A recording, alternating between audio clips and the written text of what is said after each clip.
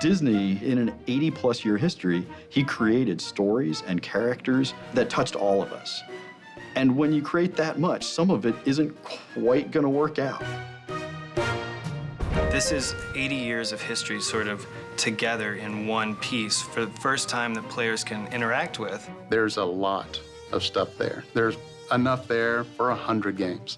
I wanted to just honor that rich creative history and remind people not just about the things that they remember, but all that stuff that they've forgotten.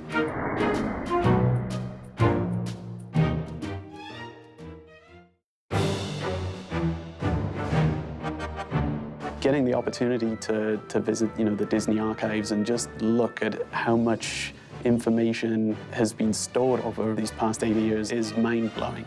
You get to see these old pre-production drawings from Fantasia, or what Pinocchio was going to look like, or Captain Hook in blue, really?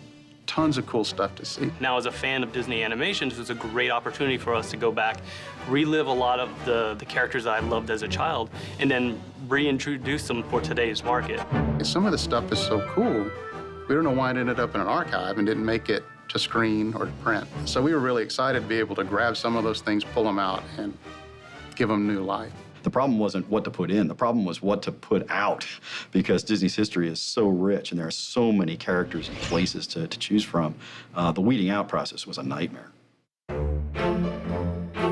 The whole story around Disney Epic Mickey is about remembering these forgotten characters. And not only is Mickey doing that, but the player is doing that as well.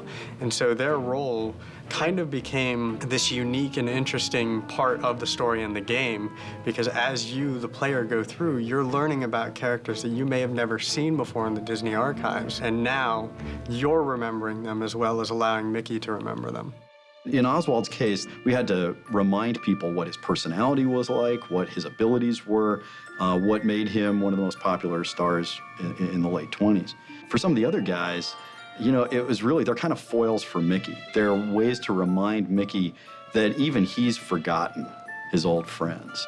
We've got a character who himself has forgotten characters like Clarabelle Cow and Horace Horsecollar and the Mad Doctor and Gus the Gremlin. Those are characters that in some cases he interacted with a bunch in his early cartoons, and so we get to have him play the role of the player, so we can show kind of the sadness of the characters who have been forgotten by Mickey and by the player, and use them to evoke some emotions in the player that I think will enrich the experience. We really tried to be as true as we could to the reality of these characters as the Disney animators and as Disney himself created them. One of the first rules I set up for the team was, if something from the Disney universe, that creative history, works for us, then we're going to use it. We're not going to create or change it.